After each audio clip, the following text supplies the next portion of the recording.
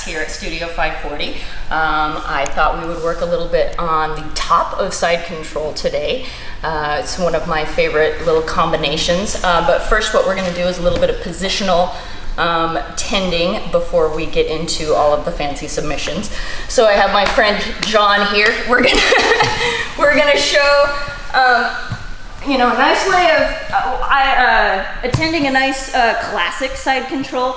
I don't normally go underneath the head if I want to submit, because when I maintain, I want to have a nice good head pressure here. I'm checking the hip down with my arm over on this side.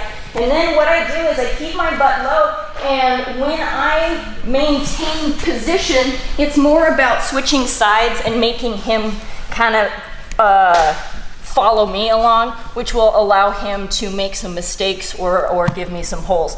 So when I want to switch sides, you know, I keep my chest nice and low, I keep my arms right here, and then I sprawl one leg out nice and low, my hips stay low, and then I start to walk around here. This arm will keep his hips from following me, and then I can just come all the way around to the other side.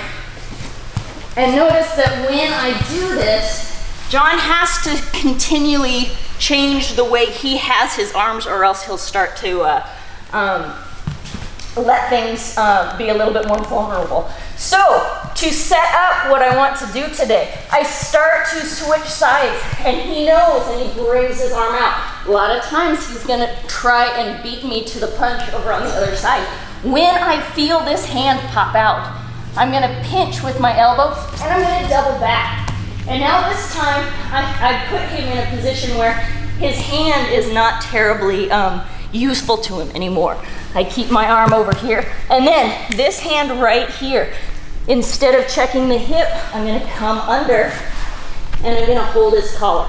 There are a couple of ways to hold the collar. We can come in here, fingers in, or I can come in and go this direction. This is a little bit harder to get, but it's a super, super tight grip, really, really effective, right? And now from here, when he starts to struggle around to get that arm out, it's really, really tough for him, right? From here, what I like to do is I usually am working with bigger people. So when I do this, I wanna make sure that my short little arm is utilized efficiently. So I scoot my chest back and I roll him up onto his side. And now I've exposed his neck just a little bit. We're gonna do a paper cutter choke today. So what we're gonna do is, instead of grabbing for the gi right away, what I wanna do is I wanna choke this side of his neck. So what I do is I give him a little karate chop. And I place that hand or that arm exactly where I want it to be, and then I get my grip. Think about building a house. You would never put the nail in before you put the hammer, or before you put the board down. So think about what I'm choking with is the arm. The hand is the anchor. I'm not choking with the hand, so I don't want to start with the hand and place the arm.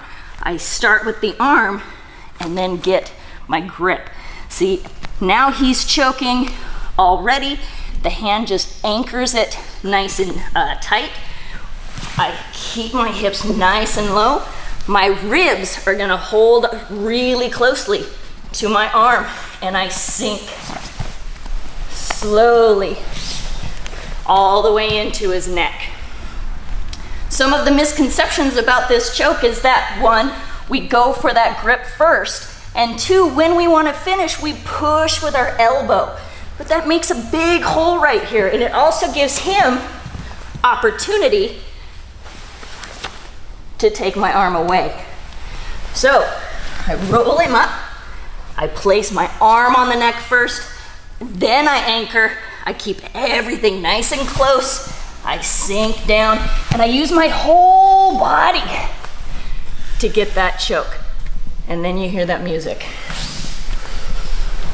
Cool, one more time.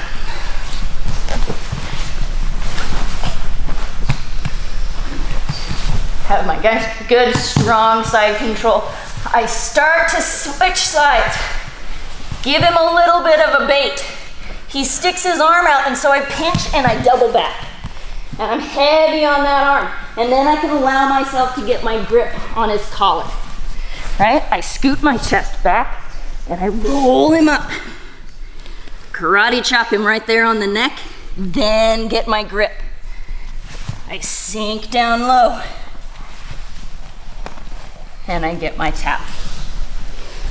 So I pinch and I come underneath. This is classic grip, or I can kind of use my arm to scoot him and I put my hand in this direction, like I'm waving to you. Right there. And then I'm nice and strong. This is a really, really good grip. If you can find your way to make that happen for you, it's a really good grip. It's a little bit harder to find and to get that sweet spot, but it's definitely worth the effort.